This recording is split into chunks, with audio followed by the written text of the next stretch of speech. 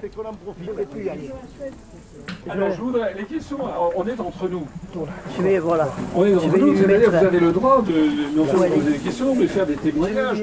Je parlais avec vous, monsieur, à l'instant, qui me disait... vous voulez en parler ou pas? Oui, alors allez-y, tenez, prenez le... Dans le discours que vous avez tenu, il y a des choses très intéressantes. Plus fort un petit peu plus fort. Dans le discours que vous avez tenu, il y a des choses très intéressantes. Par contre, il y a des choses sur lesquelles je suis assez sensible sur le fait de l'Europe. En question l'Europe, sur le plan monétaire, heureusement qu'on a l'Europe. Moi, je le dis parce qu'actuellement, on est quand même plus en tendance mondialisation. Et si aujourd'hui, avec ce qui se passe au niveau monétaire, on n'avait pas l'Europe, on aurait encore des difficultés plus importantes. L'Europe, c'est un confort qu'on a. Je reviens de Grèce, je vais partir dans d'autres pays. Il y a un confort sur le plan monnaie, sur le plan papier, sur le plan facilité de se déplacer grâce à ça. Ça, là-dessus, c'est quelque chose que vous ne m'enlèverez pas, c'est un confort. Et ensuite, vous avez parlé d'une bonne chose sur laquelle on va revenir sur l'Ukraine. L'Ukraine, le problème, c'est qu'on a montré le côté guerre, parce qu'il n'y a pas de guerre propre. On montre le côté... on sensibilise les gens sur des images. Et on pourrait faire une analogie avec le petit gamin qui est mort au moment de l'immigration sur une plage.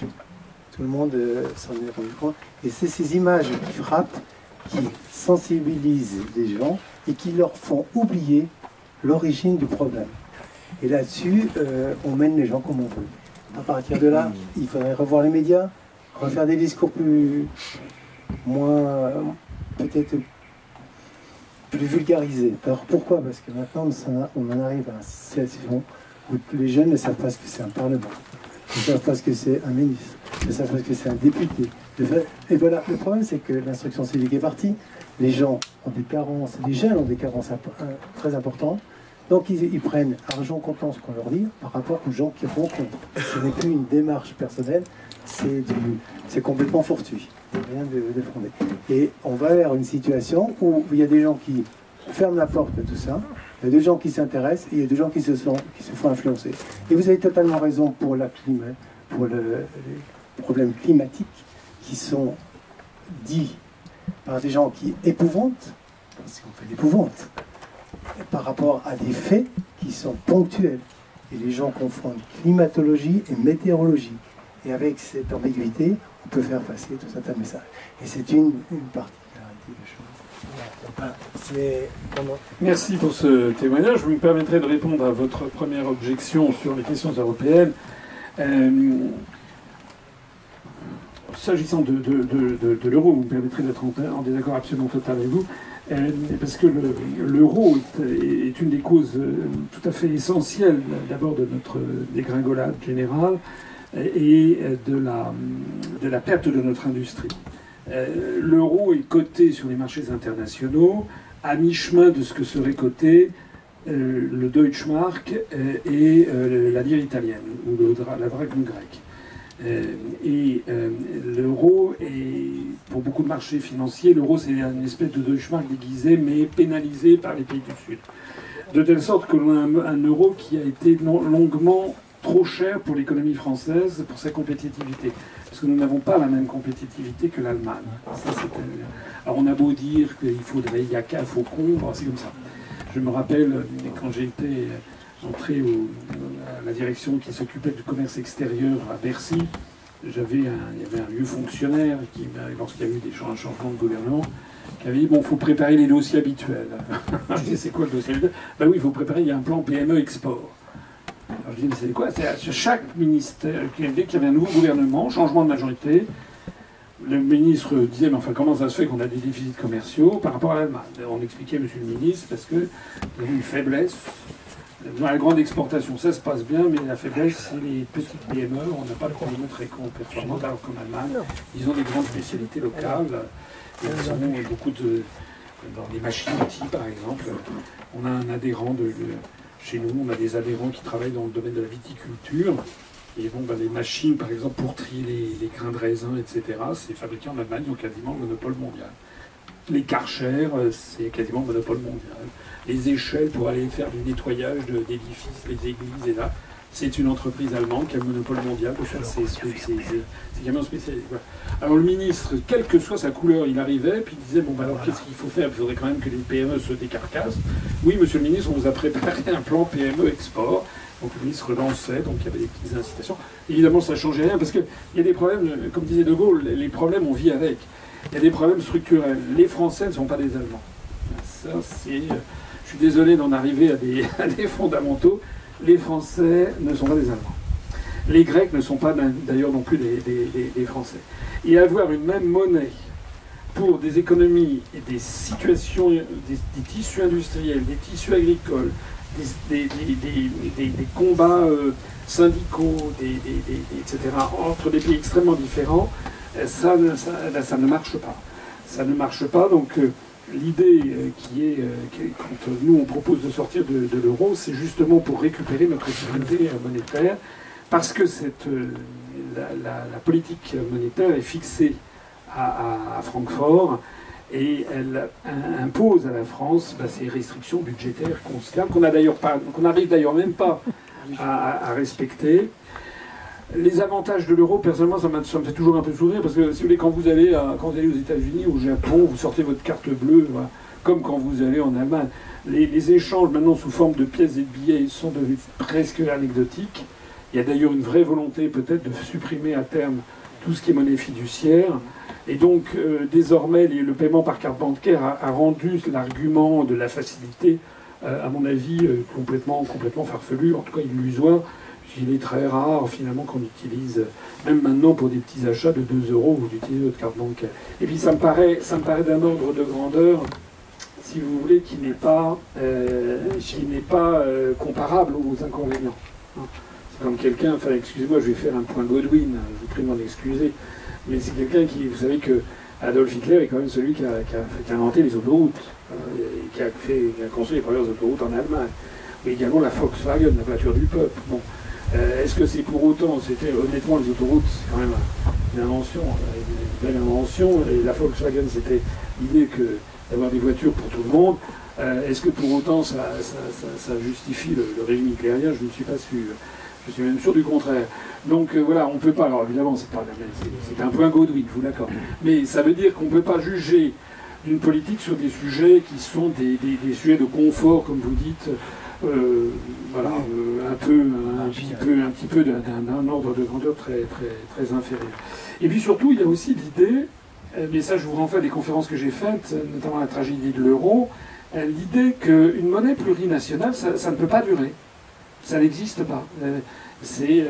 Je vous y renvoie, je ne vais pas ici m'expliquer, mais par exemple, tous les États coloniaux, parce que c'est une monnaie coloniale en fait, enfin, tout mon interprétation.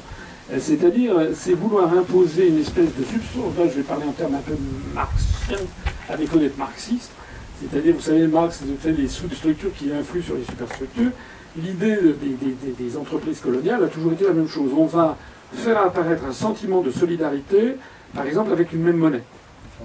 La France avait imposé la piastre indochinoise dans toute l'Indochine française, le franc CFA dans toute l'Afrique, les Espagnols avaient imposé le réal dans toute l'Amérique du Sud, etc. Et puis on s'aperçoit que lorsque la décolonisation arrive, tous les États, la première chose qu'ils font, c'est qu'ils recréent leur monnaie nationale pour récupérer leur souveraineté monétaire, qui est un des attributs fondamentaux de la souveraineté nationale, pour mener des politiques qui font respect au peuple. On l'a vu d'ailleurs lorsque l'Union soviétique s'est désintégrée, ils avaient une monnaie unique. Et c'était une vraie monnaie unique, c'est-à-dire avec une seule banque centrale nationale. Tandis que vous savez que nous n'avons pas de monnaie unique. On a une fausse monnaie unique, on a une monnaie commune. D'ailleurs, les Allemands font très bien la différence, les Allemands sont beaucoup plus précis. Et là, ce que les Français, je parle des élites dirigeantes, eux, ils appellent ça die Gemeinsame Währung, la monnaie commune.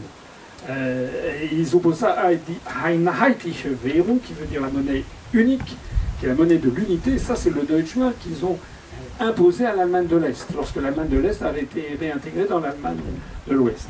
Et là, ils ont mis la même monnaie. Nous avons en fait des monnaies nationales qui ne disent pas leur nom, qui ont changé de nom. Toutes les monnaies nationales s'appellent euro. Elles s'échangent toutes au taux de 1 pour 1, donc a priori, on a l'impression qu'on a la même monnaie, mais non. Pourquoi on n'a pas la même monnaie? Parce que nous avons tous gardé notre banque centrale nationale. Et donc, lorsque vous avez je sais pas, 1 500 000 euros comme vous, je crois, monsieur le maire, sur votre compte bancaire à Millau ou à Saint-Afrique. Il faut savoir que c'est ce 1 500 000 euros dont je m'interroge de l'origine, eh bien, en fait, c'est une créance sur la Banque de France. Et non pas sur la BCE. La BCE n'est qu'une toute petite superstructure. C'est 8% du bilan du Banque centrale nationale. Donc ça, c'est très très très important, parce que ce qu'il faut savoir aussi dans l'histoire de la genèse de l'euro, d'abord, ça ne devait pas s'appeler l'euro, ça devait s'appeler l'écu. Hein. Voilà. Les Français avaient voté écu, parce que ça leur rappelait un vieux nom français. Et puis ça faisait European Currency Union, c'était un acronyme anglais. Mais ça ne plaisait pas aux Allemands. Parce que les Allemands, c'était justement tout français et anglais. Et puis ils ont trouvé deux arguments, les Allemands, hein, pour changer le nom de l'écu. C'est que EKU, c'est le nom d'une bière allemande très répandue. Et puis par ailleurs, ça faisait penser aussi à die Kuh, qui veut dire la vache en allemand. Donc les Allemands, après l'établissement du traité de Maastricht, après même la ratification par les Français en 92, dans les années 95, les Allemands qui pensaient que ça ne se ferait pas, ils ont dit on ne peut pas avoir une monnaie qui s'appelle la vache. Donc ils ont imposé le nom de euro. À ce moment-là, ce sont les Grecs qui ont gueulé parce que eux, ça faisait penser à Ouraos, qui veut dire l'urine en grec. Donc eux, ils disaient vous ne voulez pas avoir une monnaie qui... Il va pas se pisser dessus. Comment? Il va pas se pisser dessus. Voilà. Mais vous savez, au sein de l'Union européenne, il y a des pays qui sont plus égaux que d'autres. Donc lorsque les Allemands veulent quelque chose et les Grecs en veulent une autre, c'est en général plutôt l'Allemagne qui gagne. Et la France, bien entendu, s'est couchée, alors que nous aurions été fondés à dire que nous ne pouvions pas changer, puisque les Français avaient ratifié un texte. On a donc modifié le nom de la monnaie dans le dos des Français. Pareil d'ailleurs pour le fait que, vous vous rappelez peut-être que dans la ratification de Maastricht, le Danemark a été le premier à voter non. Ça a été un scandale en juin 92. Les Français ont voté en septembre 92 un texte où le Danemark faisait partie de l'euro. Et ensuite, au sommet d'Édimbourg, je crois fin 92, il a été décidé qu'à titre exceptionnel, eh bien, les Danois pourraient revoter et qu'on leur accorde un nouveau truc. Donc ils ont le droit de ne pas entrer dans l'euro. Est-ce que vous rendez... Enfin, je me permets, c'est un peu, ça vous paraît des détails, c'est quand même pas des détails. On prétend être un État de droit. L'Angleterre a fait pareil, monsieur. Oui, mais l'Angleterre avait, à la différence près, que d'abord ils n'ont pas fait de référendum, puisque le truc s'est arrêté en cours de route après le vote des Français et des Néerlandais, et deuxièmement parce qu'ils avaient négocié d'emblée ce qu'on appelle la réserve dans le droit des traités. En revanche, ce qui est vrai, c'est que quand vous signez des traités multilatéraux en termes internationaux, c'est comme si vous signez un contrat entre, je sais pas, des copropriétaires. Donc, quelqu'un a le droit de dire, mais moi je ne veux pas appliquer cette clause. Et les autres peuvent ou ne pas peuvent accepter ou pas. S'ils n'acceptent pas, et le type est chassé. S'ils acceptent, à ce moment-là, tout le monde est d'accord pour que le tel copropriétaire, lui, il a une clause spéciale. Et donc, il appartenait à Mitterrand, par exemple, et à Helmut Kohl en 92. S'ils avaient voulu, ils auraient dit non, messieurs les Anglais, soit vous êtes dans l'euro, soit vous dégagez. Et c'est pas ça, parce qu'ils ont dit non, parce qu'il y avait là aussi des forces très importantes pour que le Royaume-Uni reste dans l'Union européenne, enfin entre dans l'Union européenne, mais sans l'euro. Alors que le Danemark, lui, il l'a fait après coup. Donc du strict point de vue du droit, c'est encore une fois un truc hallucinant, c'est qu'on a imposé aux Français qui ont voté un traité avec une monnaie qui s'appelait l'écu, qui faisait penser à une vieille monnaie française, et où il y avait le Danemark. On leur a finalement pas fait revoter, et ils se retrouvent avec un autre nom de monnaie, et le Danemark qui ne fait pas partie du lot. Voilà. C'est anecdotique, ça n'a pas d'incidence sur le plan... Non, c'est un peu, je suis d'accord, c'est anecdotique, mais ça montre quand même quelque chose que je crois important, c'est que on est dans un monde d'une extrême hypocrisie sur l'affaire de l'état de droit. C'est comme quand Macron est là à dénoncer les violations de l'état de droit en Pologne. Ça aussi, c'est quelque chose de dingue. Paraît-il que les Polonais ne respectent pas l'état de droit parce que le gouvernement a modifié la composition de la Cour suprême polonaise. je rêve. Qui est-ce qui nomme les membres de la Cour suprême française du Conseil constitutionnel? C'est le président de la République, président du Sénat et président de l'Assemblée nationale. Et il nomme des gens n'ayant aucune compétence judiciaire en plus. Juridique, pardon. Donc, on met des copains et on donne des leçons aux Polonais. Donc il n'y a pas d'état de droit quand on se permet de piétiner des choses aussi fondamentales que celles qui ont été faites. Enfin, c'est comme ça, bon. Monsieur le maire, autre question. Non, mais il y avait le micro là. Il ne marche pas. Il ne marche pas celui-là. Moi, je voudrais intervenir sur les éoliennes. Je ne comprends pas trop la position de votre parti, parce que tout à l'heure, dans mon invitation, je disais que les budgets de ma commune et le budget des communes rurales, il est à zéro, c'est-à-dire qu'on n'a aucun revenu. Et nous, notre richesse, ici, dans notre territoire, outre la nature qui est super belle et tout ce qui s'ensuit, c'est le vin. Ici, le vin, c'est une richesse comme là-haut, dans la Ruhr, en Allemagne, la richesse, c'était le charbon. Alors, les éoliennes, c'est vrai, ça détruit du territoire, ça détruit une partie de nos forêts, mais quand on fait des autoroutes, des voies ferrées, des aéroports, on détruit aussi la nature. Si on fait des barrages, c'est pareil.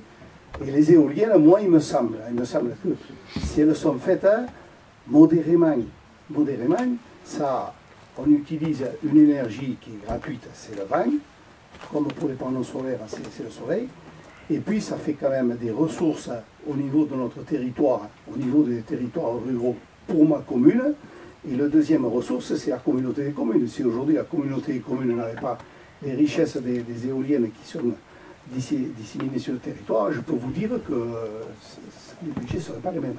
Voilà. Et j'aimerais savoir pourquoi vous avez cette position. Bon, non, simplement pour vous dire que moi aussi, pour les mêmes raisons que mon collègue, je suis favorable aux éoliennes. Il faut tenir compte de notre population et de notre superficie. Moi, j'ai une commune de 4500 hectares, avec une population de 80 habitants, avec des espaces boisés qui sont supérieurs à 2000 hectares. Et que par conséquent, c'est vrai que les deux projets éoliens qui sont approuvés et qui existent chez nous ont largement leur place dans notre horizon. Et détruire le paysage, moi je crois que le mot est trop fort, aménager le paysage dans la mesure où quand même ceux qui viennent implanter les éoliennes ont le souci et en partie l'obligation légale de respecter le paysage. Et par conséquent, il ne faut pas en faire une position absolue. Il faut en toute chose être modéré et s'adapter au pays. Est-ce que je peux vous poser une question tant que j'ai le micro? Voilà. Là, c'est une question tout à fait différente. Elle concerne les finances des collectivités locales rurales. Moi, je voudrais vous dire combien, aujourd'hui, j'observe et je déplore qu'aucun élu de la nouvelle, on va dire, cuvée, même si quelquefois le vin est un peu amer, aucun élu de la nouvelle cuvée ne se préoccupe de rendre et de mettre en place le devoir d'égalité sur le plan des dotations de l'État entre les collectivités rurales et les collectivités urbaines. Je voudrais rappeler que nous nous battons, et jusqu'ici en vain, pour que la dotation de l'État par tête soit équivalente pour les ruraux et pour les urbains, alors qu'aujourd'hui la dotation des ruraux, c'est en gros 50% de la dotation des urbains. Et je me demande si vraiment, quand on est de bonne foi, vous donnez par exemple des subventions de 100 000 € à une ville, regardez 3 ans après ce qu'elle en a fait, donnez-nous à nous 10 000 € et venez voir l'année suivante ce que nous en avons fait. Et pour compléter donc ce volet qui concerne finalement notre survie, je voudrais vous dire que je m'indigne, mais sans beaucoup d'écho, du détournement de la DETR, la dotation d'équipement des territoires ruraux, qui des territoires ruraux, son nom le dit exactement, alors qu'aujourd'hui, plus de 50% de la DETR est détournée par les villes. Alors ça, c'est quelque chose qui serait quand même facile à réparer. C'est une simple question de justice. Et pour nos finances qui sont souvent en difficulté, ce serait quand même plus qu'un bol d'air. Ce serait un moyen de survivre.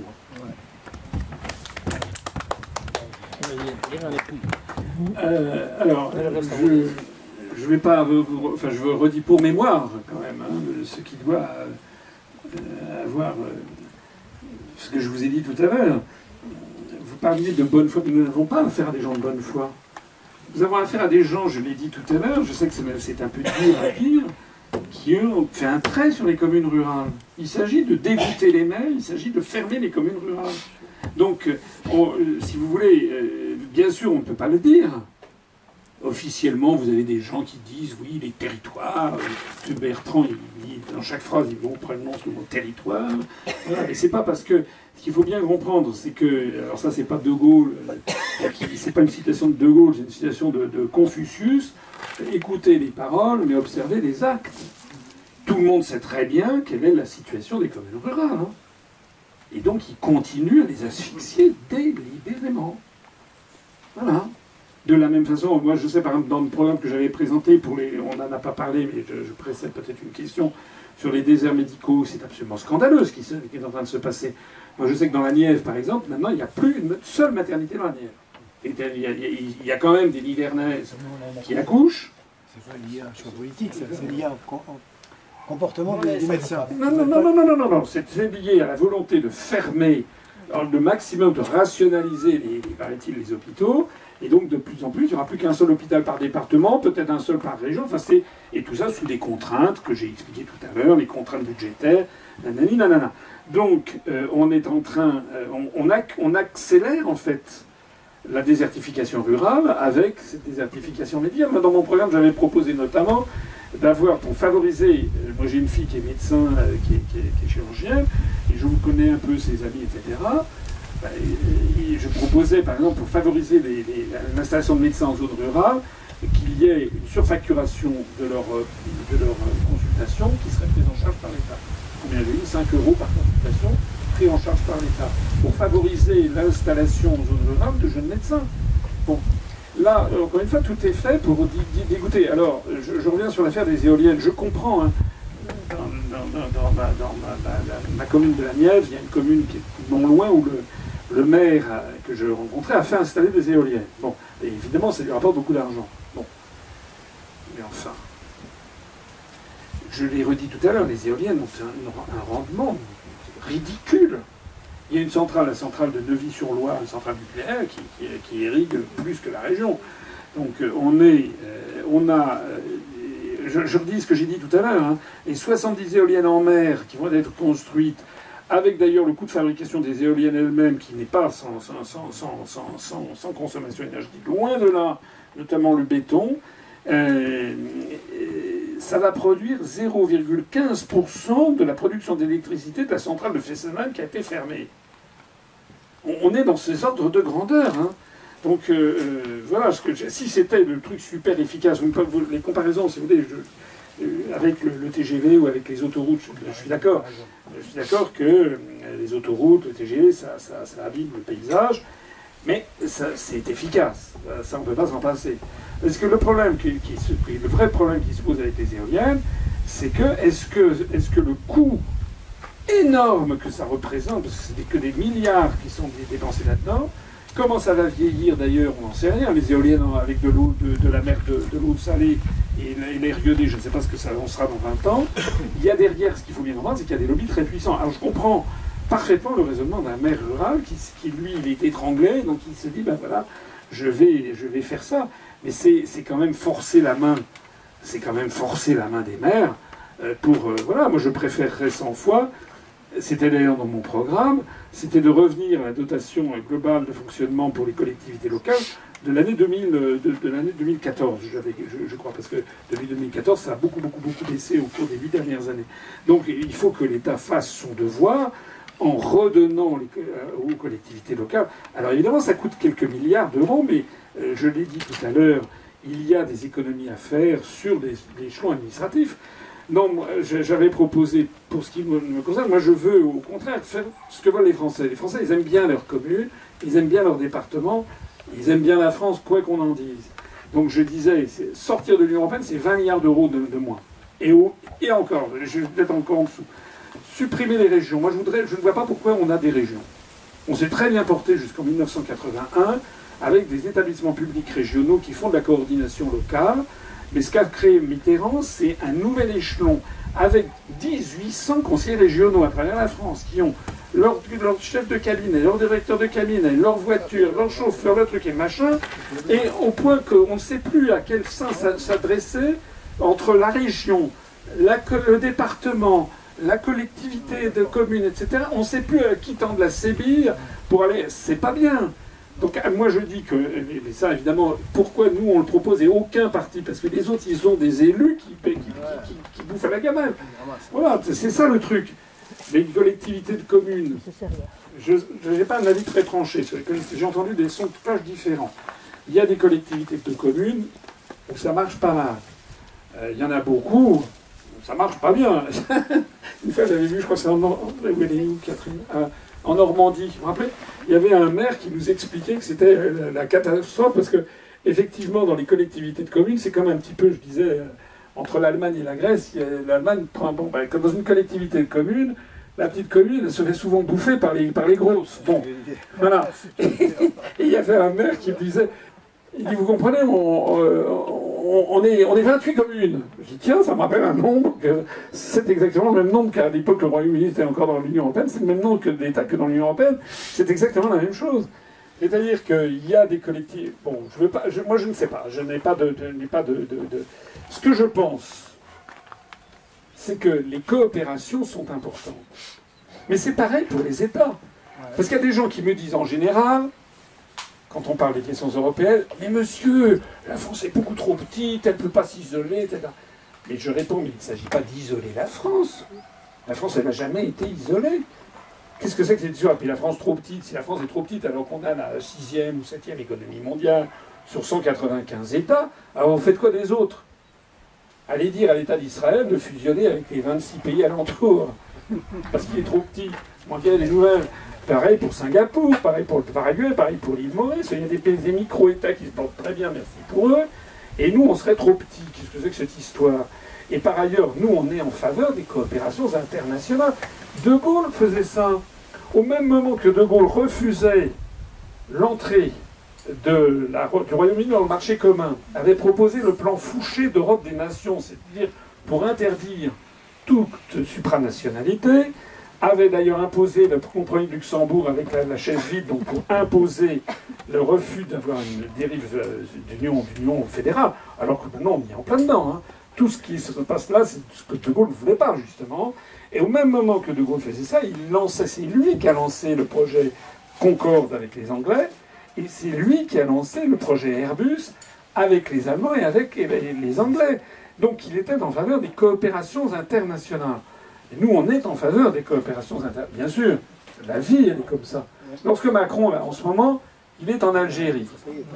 C'est extraordinaire ce qui se passe en ce moment. Macron, il est en Algérie, pourquoi? Il est en Algérie parce que Mario Draghi, le président du Conseil italien, est allé en Algérie il y a 15 jours pour négocier des livraisons de gaz de l'Algérie vers l'Italie. Voilà, parce que chacun... C'est des merdenzis, hein. C'est-à-dire que les sujets de la solidarité européenne, ça c'est pour les médias, mais sinon c'est chacun pour soi. Donc Macron va en Algérie pour essayer d'avoir aussi du gaz algérien pour la France, en jouant perso, enfin en jouant les relations bilatérales. Donc elle est où la solidarité européenne maintenant? C'est quoi ce truc-là? Et pendant ce temps-là, on critique Orban en Hongrie parce que lui, il ne veut pas prendre de sanctions contre les Russes. Moyennant quoi, les Russes lui envoient du gaz, en veux-tu, en voilà, à des taux très très bon marché. Bon. Donc tout ça, on est dans un domaine de l'hypocrisie. Nous, on dit qu'il faut évidemment une coopération internationale, de la même façon qu'il doit y avoir une coopération entre les communes. J'imagine par exemple, je ne sais pas, moi j'ai un exemple en tête dans ma commune, il y a une piscine publique dans une petite dans un petit village, que la piscine, peut-être l'entretien de la piscine pesait beaucoup pour ce village. Le fait que ce soit la piscine, elle attire l'été des familles, des enfants des communes avoisinantes. C'est extrêmement agréable, c'est dans un cadre idyllique en plein air. Et donc que les communes, elles participent aux frais elles ont fait installer un système de chauffage de l'eau non pas par solaire, mais des trucs comme ça. Ça, je trouve que c'est bien, c'est de la coopération intercommunale, mais ça existait. Est-ce qu'il fallait vraiment aller au-delà de la coopération intercommunale pour créer ces communautés de communes qui ont vocation à structurer, à figer quelque chose? Je n'en suis pas certain. D'ailleurs, quand on est dans la situation dans laquelle vous êtes frontalier de l'Hérault, on pourrait imaginer qu'il y ait des coopérations intercommunales avec des communes de l'Hérault, et pas forcément avec le périmètre qu'on vous a préétabli. C'est ça le truc. C'est pas ça. Voilà. C'était un sujet déjà. Oui, bien sûr. Donc c'est pareil pour la France. Bien sûr, il faut qu'on ait des coopérations avec l'Allemagne, évidemment. On n'a jamais dit le contraire. Mais il faut d'abord que ces coopérations soient un petit, parce que les Allemands, la coopération avec les Allemands, c'est quand même très particulier. Hein. Tout ce qui est à moi est à moi, tout ce qui est à vous est négociable. Hein. C'est exactement ça. Alors que nous, on a intérêt à avoir des coopérations avec l'Algérie, la Russie, la Chine, l'Allemagne, etc. Ça c'est le monde de demain.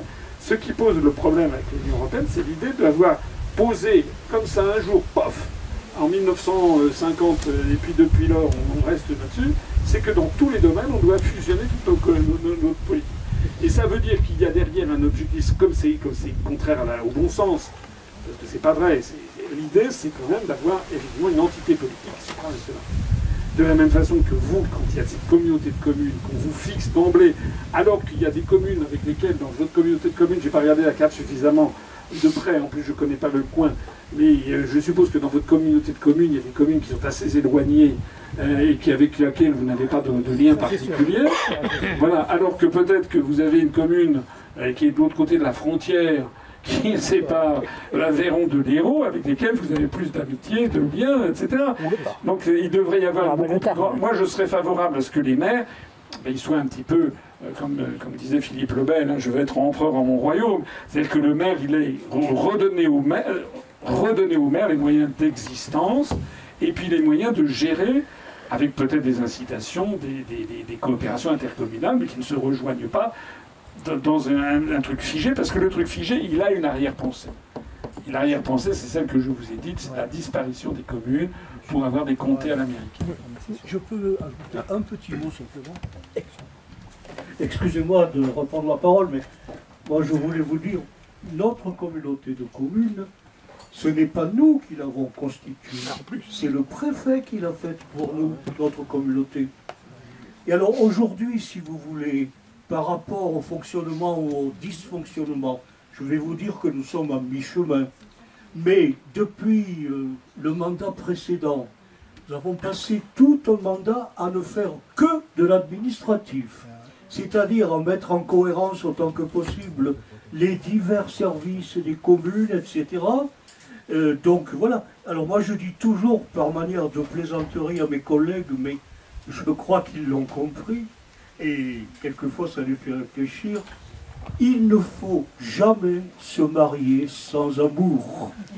Et je peux vous dire qu'au départ, l'amour n'existait pas, sauf peut-être aux 2 ou 3 qui étaient les plus proches, mais avec celles qui sont les plus éloignées, ça fait quand même, d'un bout à l'autre de notre communauté, ça fait quand même 70 km. 23 communes, une population de 6500 habitants, et tout ça, ça a été mis dans le même sac, on a secoué, et il a sorti cette communauté qui aujourd'hui comporte une cinquantaine d'administratifs et à peu près 35 exécutants sur le terrain. Vous voyez? Donc ceci donne naissance à une bureaucratie démentielle, à des charges financières. Je vois mes collègues là qui sans doute ont vécu à peu près la même histoire. Et sur le plan de l'efficacité, quand nous étions indépendants, eh bien écoutez, les travaux, on pouvait les remettre au plus tard à l'année suivante, voire 2 ans. Aujourd'hui, des travaux qui passent par un comité de programmation de la communauté. Résultat, on perd 2 ans en pourparlers et en dispute sur l'ordre d'exécution des travaux. Voilà. Alors aujourd'hui, on n'est pas mûr pour ça. On a été obligé de mûrir, mais je dois vous dire que le mûrissement est très difficile. C'est sûr. Écoutez, je bois vos paroles parce qu'elles vont exactement dans le sens de mon moulin. C'est à une échelle locale exactement les mêmes phénomènes qu'on a à l'échelle de l'Union européenne. C'est-à-dire, normalement, dans le code civil, les mariages arrangés sont interdits. Alors, je ne sais pas si on se marie toujours par amour, parce qu'il y a aussi, on peut aussi se marier par intérêt. Lorsque la Calas s'était mariée avec Onassis, les paparazzi lui avaient demandé, mais enfin quand même, vous avez 25 ans, vous êtes magnifique, vous êtes une diva, Onassis, je sais pas, il devait avoir 50 ou 60 ans, c'était quand même pas un Apollon.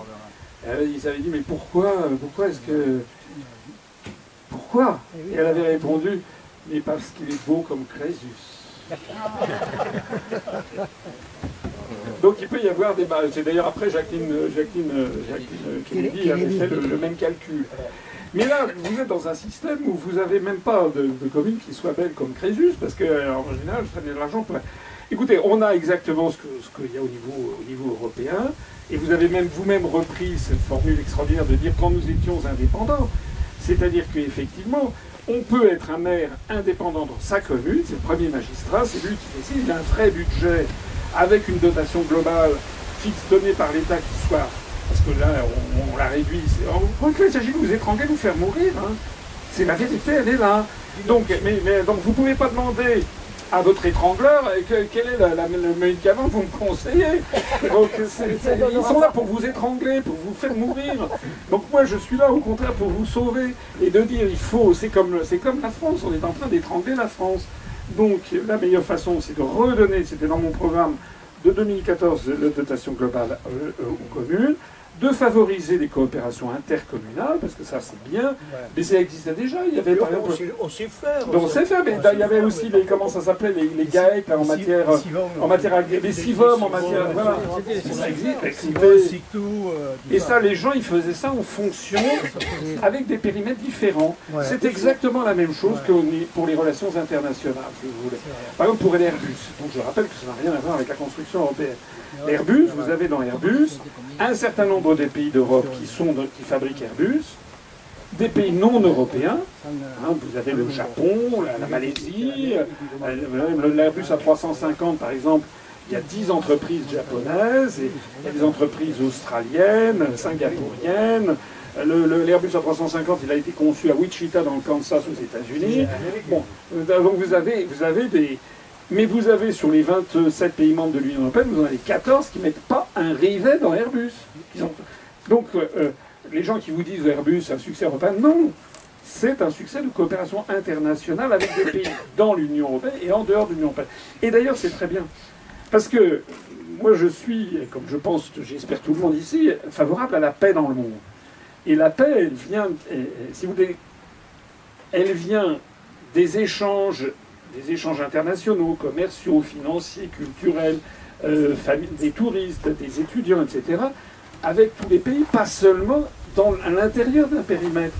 Sinon, on aboutit exactement à ce qui a été prophétisé par les Américains avec le bouquin de Samuel Huntington, The Clash of Civilizations and the Remaking of World Orders, ce qui veut dire le choc des civilisations et la refondation de l'ordre mondial, parce que c'est celui qui sous-tend la géopolitique américaine, qui consiste à faire des grands pôles comme ça, avec l'Union européenne qui devient, et c'est le monde dit judéo-chrétien avec les États-Unis et le Canada, qui sont d'ailleurs ce que nous appelons dans les médias la communauté internationale, qui représente maintenant plus que 11% du monde, et on dit la communauté internationale critique, Poutine est complètement isolé. Non, non.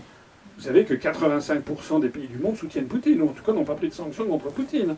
Les seuls qui ont pris des sanctions, c'est ce qu'on appelle dans les médias français la communauté internationale, c'est-à-dire en gros les pays de l'OCDE, c'est-à-dire en gros l'Union européenne, les États-Unis plus le Japon. Et encore, le Japon, la mine de rien, il commence à racheter du pétrole russe.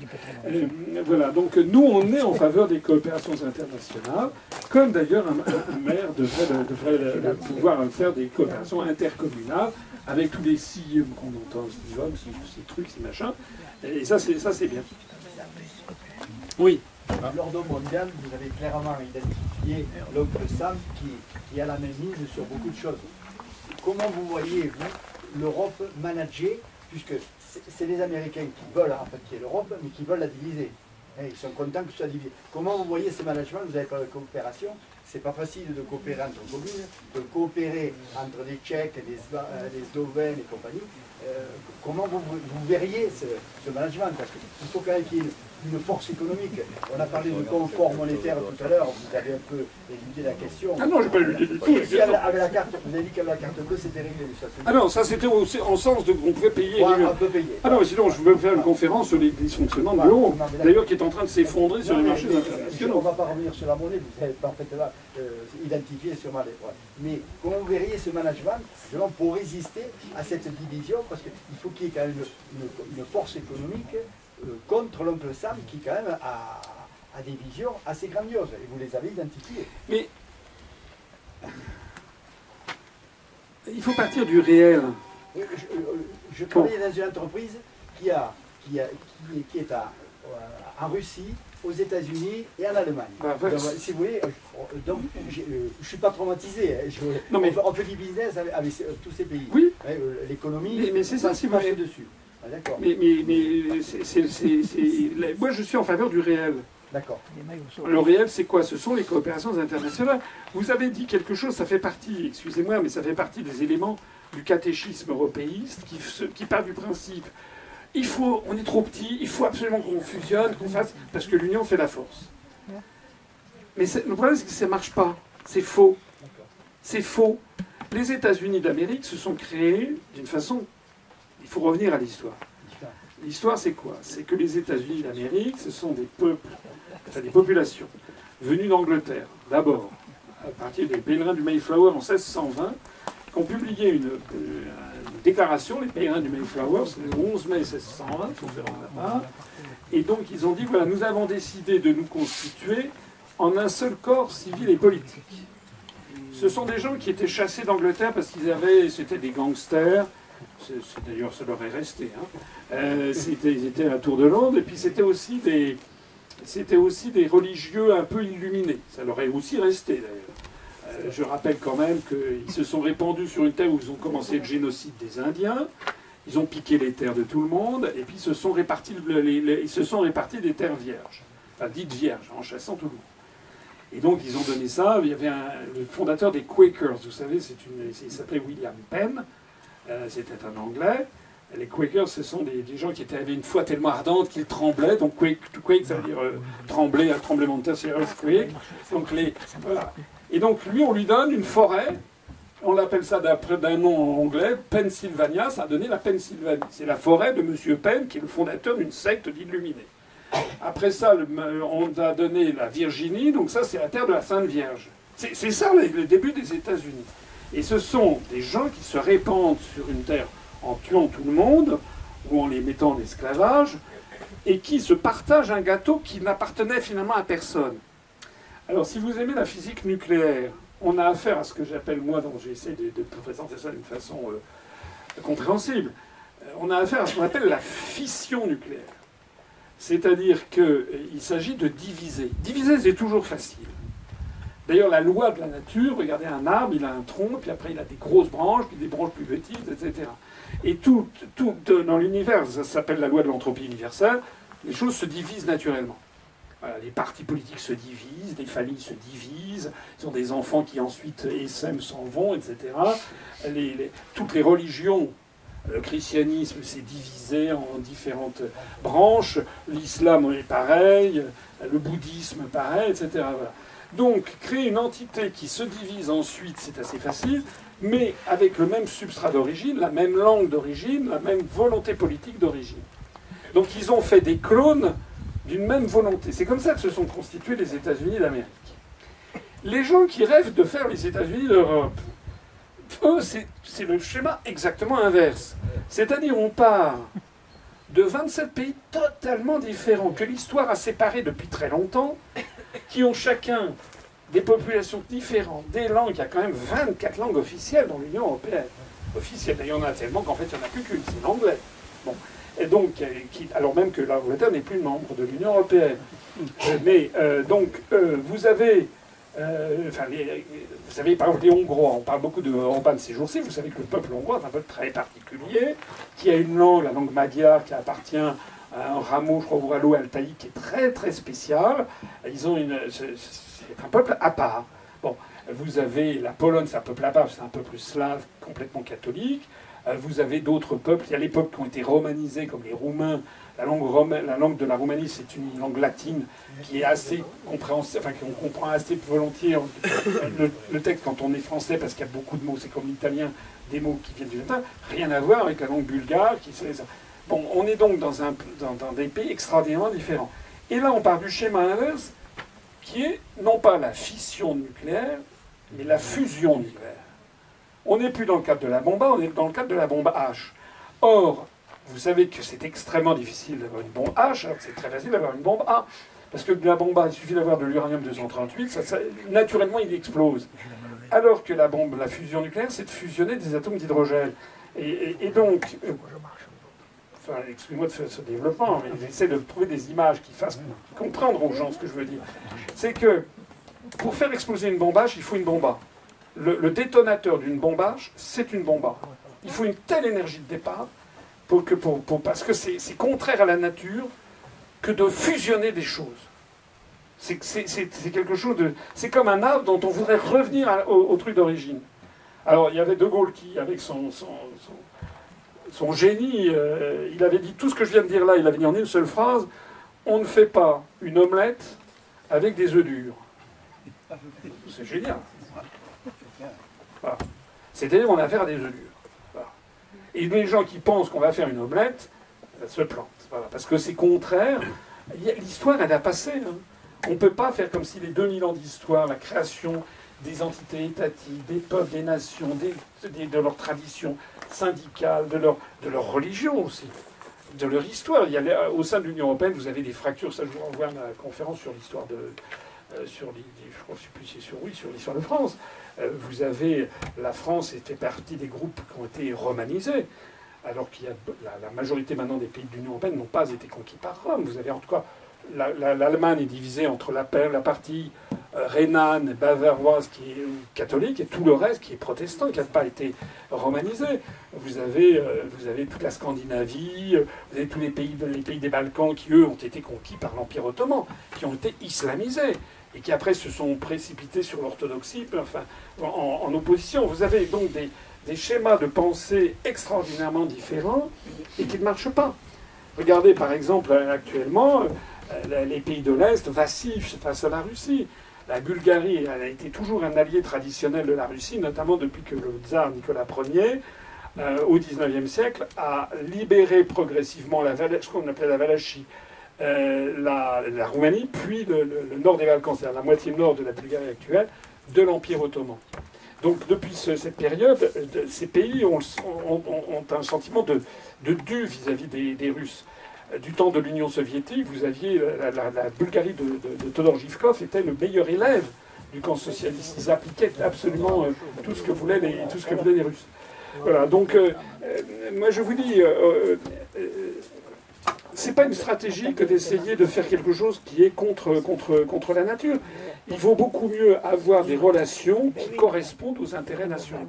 Et la France, elle a par exemple des intérêts nationaux fondamentaux vis-à-vis des pays du Sud, pays du Maghreb, pays d'Afrique. Ça, c'est notre destin. C'est notre situation géographique, c'est notre position historique, c'est le fait qu'on a été une puissance coloniale. Donc on a des intérêts qui sont très importants, très délicats d'ailleurs, à gérer avec ces pays. Bon. Et notre intérêt, me semble-t-il, à nous la France, devrait être de favoriser le développement de ces pays pour qu'elles maintiennent leur population. Parce qu'il y a effectivement sinon un risque de submersion migratoire. Donc il faudrait développer ces pays. Notre intérêt ne serait pas de donner de l'argent à l'Ukraine, on s'en fout complètement. Notre intérêt à nous serait de donner de l'argent et de favoriser le développement des pays d'Afrique francophone et des pays du Maghreb. Voilà. En fait, en pratique, la France s'écarte de plus en plus de ces pays, notre place est remplacée, on est remplacé petit à petit par la Chine ou par les États-Unis qui prennent pied dans l'Afrique francophone, alors même que l'Afrique francophone, c'est ce qui fait que la langue française, contrairement à une légende, progresse beaucoup dans le monde en ce moment en nombre de locuteurs. Vous avez vu, il y avait des articles de journaux récemment pour montrer que Paris n'est plus la première ville francophone du monde. Maintenant, c'est Kinshasa qui est la première ville francophone du monde.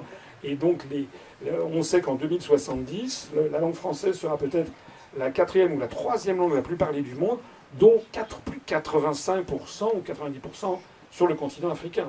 C'est quelque chose de très très impressionnant. Donc d'un point de vue géopolitique, on devrait avoir ce genre de raisonnement, et non pas un raisonnement. Il y a un gros problème aussi dans la construction européenne, je me permets de le dire, c'est que, placé sous l'autorité des États-Unis, c'est qu'on est en train de faire une alliance de tous les pays du monde qui n'ont pas de matières premières. C'est dingue. Le point commun des pays de l'Union européenne, c'est qu'on n'a pas de terres rares pour faire fonctionner les fameuses éoliennes, pour faire tous ces produits. Là, on a besoin de terres rares. 91% sont en Chine pop. On n'a pas d'hydrocarbures. Les hydrocarbures, ça se situe au Moyen-Orient, en Russie. Aux États-Unis, mais ça, ils le gardent pour eux. Et puis, éventuellement, au Venezuela. Donc, les grands vecteurs de développement économique, de croissance économique, et tout simplement de niveau de vie que sont l'accès aux hydrocarbures, gaz et pétrole, et aux matières premières, notamment aux terres rares, mais aussi tous les minéraux du style le manganèse, le nickel, etc. Heureusement qu'on a d'ailleurs la Nouvelle-Calédonie, mais jusqu'à quand, qui est un des principaux producteurs de nickel au monde. Mais notre intérêt fondamental serait d'avoir les meilleures relations du monde avec les pays qui détiennent ces matières premières. Tandis que là, on est en train de se fâcher avec la Russie, de se fâcher avec le Moyen-Orient. On est brouillé on n'est pas en très bon terme avec l'Arabie Saoudite, qui est d'ailleurs en train de ça, c'est un changement géopolitique incroyable que l'Arabie Saoudite se tourne vers la Russie. On est en mauvais terme avec l'Iran, et maintenant on est en mauvais terme avec la Chine. Donc on va faire c'est avec le syndicat des pays qui n'ont rien. Et donc qu'est-ce que fait ce syndicat? Il a vocation, dans les années qui viennent, à faire la guerre en permanence pour essayer de s'approprier vous ne pouvez pas comprendre autrement l'affaire du Soudan du Sud, l'affaire de la Libye, l'affaire de la Syrie, l'affaire des Ouïghours, l'affaire de l'Ukraine, etc. Si vous ne comprenez pas, et ça c'est vraiment le niveau le plus fondamental géostratégique des géostratèges américains, comment s'approprier les matières premières des autres. Et le problème, c'est que c'est quand même les autres pays ont quand même commencé à le comprendre, et donc les Russes et maintenant les Chinois sont en train de bâtir des forces militaires colossales. Si vous voyez ce que l'effort militaire des Chinois en ce moment est absolument colossal. Hein. Ils produisent des navires de guerre, je sais pas, ils en produisent 2 ou 3 par mois. Là, nous, on en produit un tous les 5 ans. Enfin, c'est dingue. Donc, c'est très très grave ce qui est se passé. Et encore une fois, comprenez bien le truc, c'est que le rôle de la France, c'est ce que nous avait légué De Gaulle, qui voyait quand même très loin, et il avait dit à Perfit, quand il avait reconnu la Chine populaire en 1964, à la grande fureur des États-Unis, et De Gaulle avait dit, il ne faut pas exclure, il est probable que la Chine redeviendra au siècle prochain ce qu'elle a toujours été dans l'histoire, la première puissance de l'univers. C'est vrai qu'à l'époque du Christ, on estime qu'il y avait 200 millions d'êtres humains sur Terre, et on estime qu'il y avait à peu près 45 millions de Chinois, enfin dans ce grand bassin entre les fleuves bleus et les fleuves jaunes. Donc déjà à peu près 20-25% de la population mondiale, c'est à peu près toujours la même chose. Et donc il faut voir loin. Un homme d'État, c'est quelqu'un qui regarde loin, qui se dit comment assurer le niveau de vie de mon peuple et l'accès à des matières fondamentales comme les hydrocarbures pour se chauffer, ou des matériaux qui permettent de faire les aciers spéciaux, qui permettent d'avoir tous les produits électroniques du monde de demain, les batteries, etc. C'est ça que devrait avoir. Et nous, on fait alliance, encore une fois, avec ceux qui n'ont rien. C'est dingue. Vous ne pensez pas que les techniques évoluant, on n'aura plus besoin, dans quelques décennies, d'hydrocarbures? Quand on travaille sur les maisons autonomes, elles récupèrent l'énergie de l'été qu'elles rediffusent en hiver. On n'aura plus besoin à terme. Oui, enfin, vous savez, comme disait Keynes, à terme, on sera tous morts. Non, Je ne sais pas si on pourra se passer des hydrocarbures, mais pour l'instant, c'est quand même pas le chemin que ça prend. Après, on prend une bataille actuelle entre l'énergie des batteries, dont on ne supporte pas, et l'hydrogène, le moteur à l'hydrogène. On est dans des techniques qui se chevauchent, qui s'opposent et sur lesquelles on prend des décisions. On travaille à côté de Dunkerque, qui est une usine de 20 000 personnes qui se vendent pour des batteries. Quand elle sera finie, on n'en aura plus besoin, parce qu'on sera passé à l'hydrogène. Et les Allemands, en train de l'avance sur nous, travaillent sur l'hydrogène. On est toujours en décalage sur plein de choses. Et c'est le monde de la politique actuelle qui est lié à des faits. En attendant, quand vous intégrez le pourcentage de pétrole dont on a besoin pour faire le bitume sur les routes, pour faire tous les plastiques, pour faire un certain nombre de médicaments, pour faire des matériaux composites. Il n'y a pas que pour le chauffage, et d'abord et avant tout pour le chauffage. Si vous voulez, c'est quand même pas demain la veille qu'on va se passer des hydrocarbures. Alors moi, je suis bien sûr en faveur de développement de coopération, mais je vous signale aussi, parmi les premiers sur le coup, c'est quand même les Chinois. Sur le développement des ressources d'énergie nouvelles, on a quelques trains de retard. Une petite remarque sur le coût de l'énergie hydrogène pour les véhicules. Actuellement, le prix de revient est à peu près identique à celui du pétrole au kilowattheure. Je suis d'accord. Du fuel avec les taxes. En termes de coût, mais en termes d'investissement industriel, c'est une ineptie d'aller faire fabriquer des batteries quand on sait bien qu'avec le temps, on va évoluer sur l'hydrogène. Et les batteries vont devenir obsolètes. C'est le futur. Là, c'est quand dans l'immédiat, le grand marché des batteries, vous le trouvez partout. Commencez par ça. Et puis les stations hydrogène, il faut réinstaller des stations hydrogène le long des routes, le long des autoroutes. Il n'y a pas d'infrastructure pour les batteries actuellement. Vous avez des applications. C'est plus simple. C'est plus simple, mais ça ne marche pas très bien. Et que vous pensez du collapsionnisme? Du collapsionnisme. Après votre discours, on pourrait... Non, parce que je suis pas... ce que je vois... Moi, j'ai quand même... je ne suis pas le seul. Mais il n'y a pas beaucoup de gens qui ont autant voyagé dans le monde que moi, et autant vécu à l'étranger que moi. Et d'ailleurs, c'est quelque chose que je me permets de dire, c'est qu'il y a des gens qui disent « Oh là là, vous voulez refermer la France sur elle-même ». Mais non, pas du tout.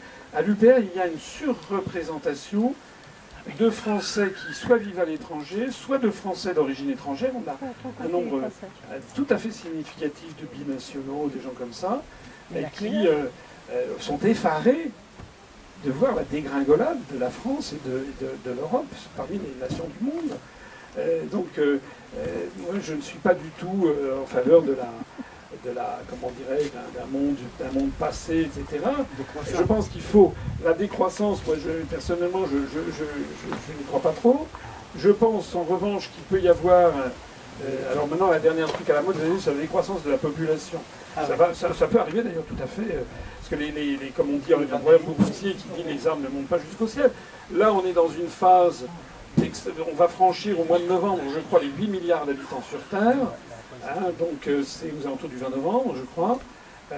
Donc il y a une accélération, mais déjà, on a franchi le point d'inflexion. Déjà, la courbe de croissance de la population de l'humanité commence à diminuer. Donc les scénarios les pires du style 15 milliards ou 20 milliards d'habitants sur Terre n'auront pas lieu. On va plutôt vers du 10-12, mais qui peut très bien redescendre ensuite. Il y a un phénomène comme les pays occidentaux sont un petit peu à l'avancée. Là, en ce moment, il y a des phénomènes conjoncturels de disjonction entre les faibles taux de natalité qu'il y a dans les pays très développés et les très forts taux de natalité qu'il y a dans un certain nombre de pays, notamment les pays d'Afrique francophone. C'est assez curieux, mais c'est ainsi. C'est qu'il ne faut pas du tout mettre la langue française au rebut, au contraire. Dans beaucoup de pays d'Afrique francophones, les jeunes, quand ils veulent avoir accès à Internet, ils préfèrent utiliser le français que le Wolof ou tel dialecte. Je dis ça sans mépris, mais que tel ou tel dialecte ou langue vernaculaire qui est limitée à une partie d'un pays africain.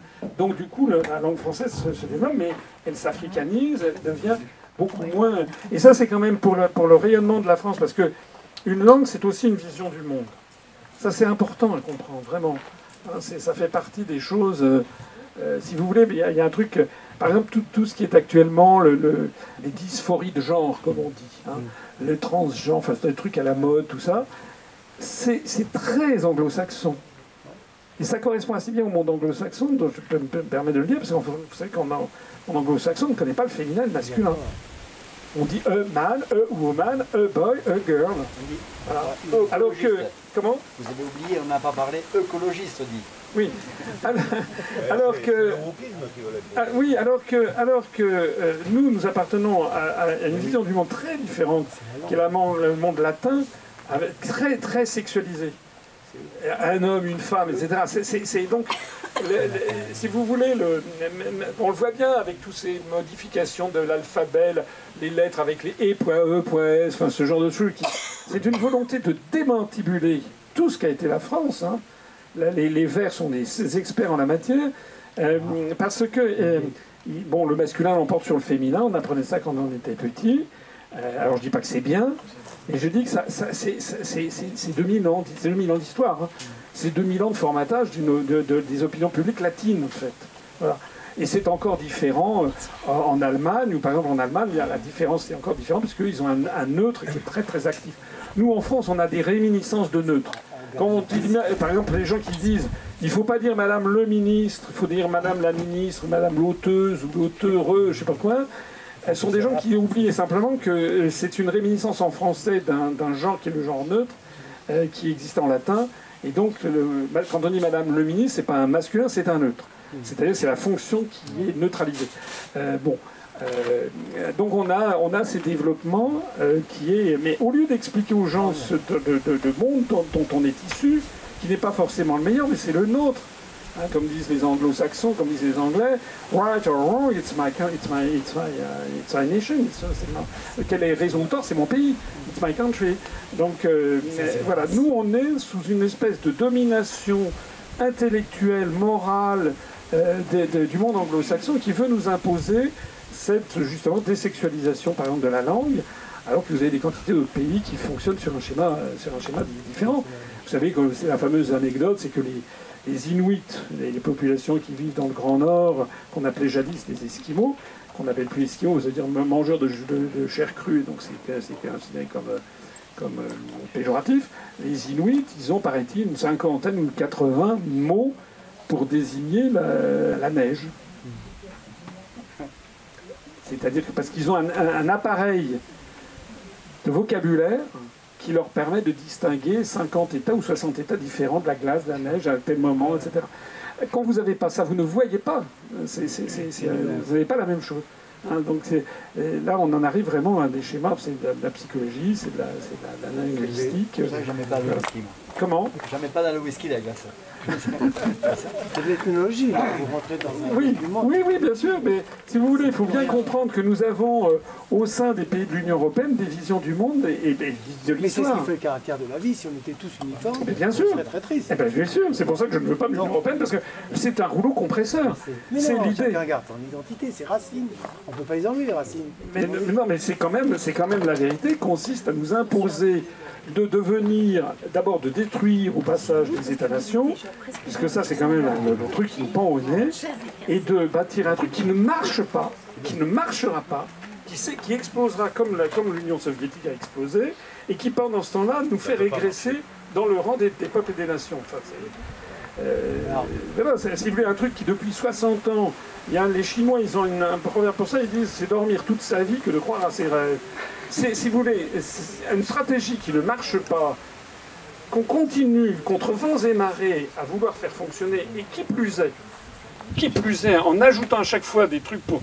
Quelqu'un parlait des États-Unis. Il y avait, je ne sais plus quel ministre français qui racontait qu'un jour il avait posé la question aux Américains, et en disant, mais finalement, la construction européenne, vous êtes pour ou vous êtes contre ? Et l'Américain lui avait répondu de façon fine et qui correspond bien à ce que pensent les Américains, on est pour une Europe, mais pour qu'elle marche mal. C'est exactement ça. C'est exactement ça. C'est eux qui ont été à la manœuvre pour faire entrer le maximum de pays de l'Est. Parce qu'ils savent que plus on est nombreux... Je pense, vous êtes originaire, en tout cas, vous aimez un pays que j'adore, qui est l'Italie. Je pense honnêtement que parmi tous les pays d'Europe, le pays dont la France est le plus proche, c'est l'Italie. pas seulement géographiquement, mais même, d'abord en termes d'histoire. Il y a eu les guerres d'Italie, il y avait la maison d'Anjou qui avait des appétits sur l'Italie. Et puis, en tant que peuple, on a quand même des affinités, des capacités de réaction qui sont pas identiques, mais qui sont quand même assez voisines. Voilà, on est latin. Oui, mais par exemple, les Espagnols sont aussi des latins, mais c'est pas du tout la même chose. Il y a des tragédies avec l'Espagne, alors qu'avec en règle générale, les Français adorent l'Italie, et les Italiens, en général, aiment beaucoup la France, je crois. Hein. Bon. Mais je me disais, si un jour on avait voulu créer une France-Italie, par exemple, ça aurait été un pays qui aurait fait 150 millions d'habitants. Ça n'aurait pas été de la gnognotte, ça aurait été quand même une économie supérieure à l'économie allemande. Et je me dis, mais si dans les années 50, on avait voulu faire ça, je ne suis pas sûr que 60 ans après, on serait parvenu à une fusion de la France et de l'Italie. Je n'en suis pas sûr. Voilà. Je ne pense pas. Parce qu'il y a des... Et voilà, parce que voilà, c'est comme ça. Alors, vous comprenez bien qu'un truc qui a vocation à réunir 27 pays est voué d'emblée à l'échec. Voilà. Et je dis bien vocation, puisqu'il s'agit bien d'avoir la même politique économique, la même politique monétaire, la même politique de défense, la même politique diplomatique. On a d'ailleurs des coups d'État successifs avec Mme von der Leyen, élue par personne, qui de notoriété publique est incompétente et corrompue, et qui est Mme von der Leyen qui fait coup d'État sur coup d'État en prenant des décisions qui ne lui appartiennent pas, notamment des décisions très importantes en ce moment sur les relations avec la Russie, et on est désormais passé sous le rouleau compresseur de l'Union européenne qui agit pour le compte des États-Unis d'Amérique. La réalité, elle est là. Alors évidemment, il y a des gens qui pourront dire « oui, mais il faut une autre Europe ». Bon, ça, j'ai montré dans des conférences. Ça fait depuis Mendès France n'a pas voté pour le traité de Rome en 1957 parce qu'il voulait une autre Europe. Donc depuis 1950, depuis le début, il y a toujours des gens qui veulent une autre Europe. À commencer par De Gaulle qui avait proposé le plan Fouchet, qui était un projet d'autre Europe qui n'a pas marché. Voilà, donc il y a quelque chose qu'il faut bien comprendre. En tout cas que moi j'explique aux gens qui me parlent d'autre Europe, c'est que je leur dis, mais si l'Europe elle est comme elle est, c'est pas pour rien. C'est le précipité chimique fatal. Parce que l'Europe, moi je l'ai vu, comment ça se passe hein, dans un Sénat, à l'époque c'était l'Europe des 15. C'est que vous êtes par dogmatisme, parce qu'il faut faire avancer, les pays sont obligés de céder des pans entiers de leurs intérêts nationaux pour faire avancer, sinon ils bloquent le système. Et malheureusement, vous avez au sein de l'Union européenne des pays qui sont plus dogmatiques que d'autres, notamment les pays catholiques romains. Donc en gros, le Portugal, l'Espagne, la France, l'Italie se font avoir parce qu'ils sont en faveur du dogme. Et puis vous en avez des pays qui sont des pays protestants. Protestants, ça ne veut pas dire protester, ça veut dire témoigner, hein, protestare, qui témoignent de l'Évangile, qui eux sont des pays beaucoup plus pragmatiques. Les Néerlandais, les Scandinaves, les Allemands, les Anglais sont des gens extrêmement pragmatiques et qui défendent leurs intérêts. Et donc on met dans tout ce système des pays qui, eux, ont comme on dirait en termes théologiques, une téléologie. Ils voient loin, ils voient une espèce d'Europe, je ne sais pas comment d'ailleurs, des États-Unis d'Europe. Mais c'est pas du tout ce que voient les pays du nord de l'Europe. Quant aux pays de l'Est, ils sont à entrer uniquement pour avoir les subventions. Ça se voit. Regardez la Pologne, regardez la Hongrie. Ils ne sont là que pour les subventions. Ils n'ont pas quitté l'Union soviétique, enfin, le camp socialiste, pour entrer dans un truc qui ressemble au camp socialiste. Donc ils veulent garder bec et ongle leur souveraineté nationale, ce qui pose d'ailleurs les problèmes que vous voyez, puisque là, le torchon brûle, et brûle pour longtemps, je pense, entre la Pologne et la Commission européenne, la Hongrie et la Commission européenne, et les autres. La Serbie, elle, est quasiment maintenant sortie du jeu de l'entrée dans l'Union européenne. Donc les choses ne sont absolument pas réglées avec les pays de l'Est. Et aujourd'hui, alors, comment fait notre pays, allez, pour survivre, puisque nos forums d'industrie sont partis, nos éminences grises s'expatrient, nous avons tout perdu. On dirait une France à la sécurité sociale. Alors, c'est exagéré. Oui, c'est un peu exagéré. C'est exagéré et provoqué un petit peu. Hein. Voilà, hein. Mais vous me faites ça. Non, mais je suis. Mais pourquoi je fais ce que je fais? Honnêtement, moi, vous savez, je vais avoir 65 ans. Il y a des gens qui me disent, bon, ben voilà, il faudrait prendre la retraite. C'est vrai que je me très bien en vrai, mais pourquoi je fais ce que je fais? C'est parce que je suis extrêmement inquiet sur la suite des événements. Et depuis 20 ans, je ne vois... Depuis 30 ans, je vois mon pays dégringoler. Alors, on on est dans un paquebot. Donc lorsqu'un paquebot commence à couler, c'est l'affaire du Titanic, il y a toujours la musique. Au début, on pense que c'est une légère voie d'eau, on va envoyer des gens y écoper. Et donc, c'est comme les gens qui vous disent, mais regardez, vous critiquez l'Union européenne alors que c'est la première économie du monde, en termes de PIB. Oui, évidemment, on ajoute des pois et des carottes. Mais surtout, on vit sur un acquis. On vit sur un acquis. Et le problème, c'est que cet acquis est dilapidé. Et c'est un fait que la France rétrograde parmi les nations, en termes de niveau de vie, en termes de... Là d'ailleurs, on va se... Là, c'est terrible ce qui va se passer. Hein. C'est-à-dire que l'hiver, les années qui viennent même, puisqu'on se coupe de façon démentielle des sources d'approvisionnement d'hydrocarbures russes, on va soit les acheter au prix fort. Vous avez vu que Poutine et la Russie gagnent des sommes monumentales en ce moment. Parce qu'on leur achète le pétrole, mais il transite par l'Inde. Il est maquillé en produits indiens. Enfin, c'est dingue. Donc on enrichit des intermédiaires. C'est du face saving, comme on dit en anglais. On sauve la face, on ment en fait. On ment, on achète à Poutine par des voies détournées, ça nous coûte beaucoup plus cher. Et puis Poutine, par ailleurs, maintenant, il en vend à plein d'autres. Ça a fait monter le prix des hydrocarbures. Il a augmenté de façon considérable ses revenus. C'est affreux, cette histoire. Et voilà, donc je suis d'accord avec vous.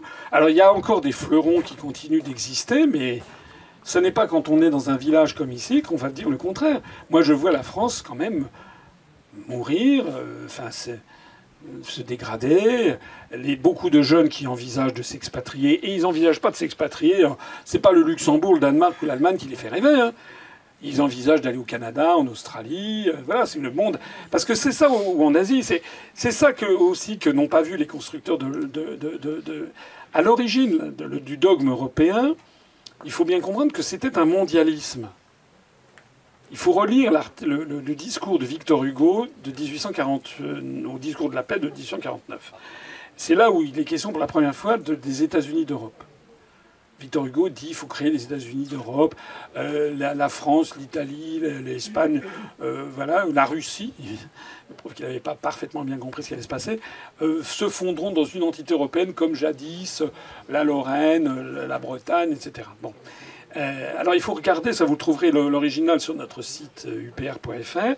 Il faut aller relire tout le discours de Victor Hugo parce qu'il est très intéressant, parce qu'il est régulièrement cité. Enfin, il était régulièrement cité. Mais depuis que j'ai levé ce livre, maintenant les médias n'en parlent plus. Mais on citait très régulièrement Victor Hugo, qui était un génie, comment dirais-je, quelqu'un qui voyait à l'avance, qui était un prophète. Mais ce que les gens n'avaient pas regardé, c'est qu'il faut pas faire une citation, il faut lire le discours complet. Et ce que dit Victor Hugo, c'est qu'il dit les États-Unis d'Europe, qui auront vocation à tendre la main au-dessus des océans aux États-Unis d'Amérique. Ça, c'est assez bien vu. Sauf qu'il ne s'agit pas de tendre la main, mais de se placer sous leur autorité, afin de répandre la loi de l'Évangile sur la surface de la terre. Alors déjà, là, ça coince un petit peu. Et également, il continue en poursuivant, en disant « Et ça permettra d'arrêter les révolutions et de faire des colonies. » Et donc des colonies du monde blanc sur l'ensemble de la planète pour imposer la religion chrétienne.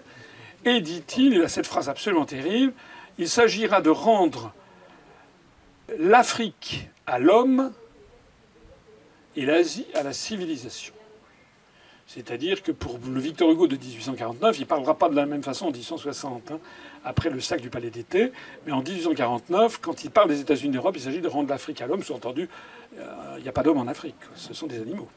Enfin, vous voyez, alors c'est une pensée très datée, très 1849, mais c'est quand même ça l'origine du truc. Hein. Donc, à l'origine, l'idée de la construction européenne, c'est quand même une idée de domination mondiale. Et d'ailleurs, lorsqu'il y a la déclaration Schuman de 1950, si vous y réfléchissez bien, toute l'Afrique appartient à l'Europe. Entre les colonies anglaises, les colonies françaises, colonies portugaises, colonies espagnoles, les Allemands ont perdu leurs colonies, c'est entièrement le Moyen-Orient identique. Hein, le Oman, tout ça, c'est sous la domination anglaise. Alors les Indes, honnêtement, c'est 1947, c'est 3 ans avant que les Indes sont devenues un pays indépendant. Mais il y a encore toute la péninsule de Malaisie qui est européenne, toute l'Indochine française qui est européenne. Donc, si vous voulez, les concepteurs de la déclaration Schuman. Schuman, il voit ça dans un univers où ça permet de parachever la domination du monde blanc sur le reste du monde. Mais c'est peu dire qu'on a quand même complètement changé d'univers maintenant. Voilà. Maintenant, toutes les décolonisations, voilà. Maintenant, les décolonisations ont eu lieu. Maintenant, les pyramides des âges et les pyramides de natalité ont fait que le monde occidental est en rétraction majeure par rapport aux autres. Et donc, on est dans un schéma totalement différent. Et rester crispé sur cette truc-là, c'est ne pas comprendre l'évolution du monde. C'est avoir une position qui, comme je l'ai dit tout à l'heure, moi j'aimerais que quelqu'un m'apporte la preuve du contraire.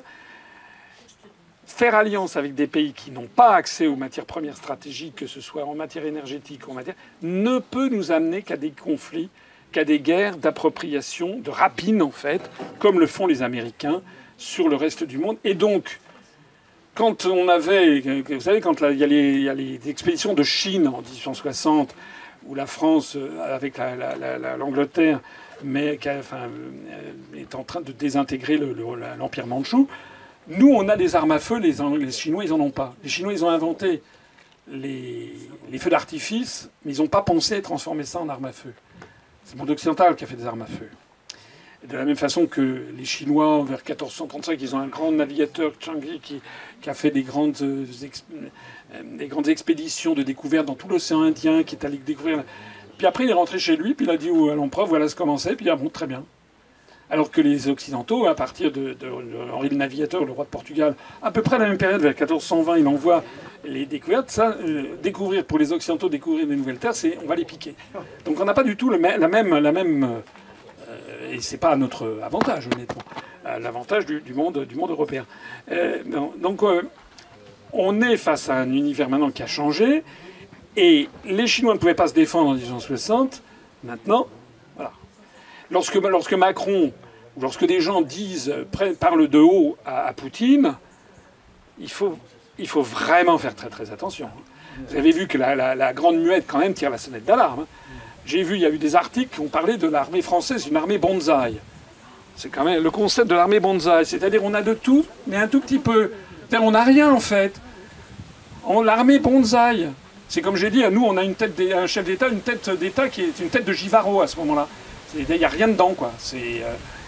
Non, je suis désolé, on ne va pas partir, nous, face à la Russie ou face à la Chine. La France, elle va montrer les muscles. Moi, il faut être complètement siphonné. Et je profite, alors bon, merci d'avoir parlé sa langue de bois. Je sens que ça vient. Ah, ça, vous êtes d'accord? Vous pourrez me donner quand même que je dis le fond de ma pensée. Ça vient des tripes, vous l'aurez d'ailleurs. C'est dommage, pas peut-être plus souvent dans les médias, c'est mon avis. Et enfin, dernière petite question, votre sentiment personnel sur l'avenir de notre chère France à moyen terme.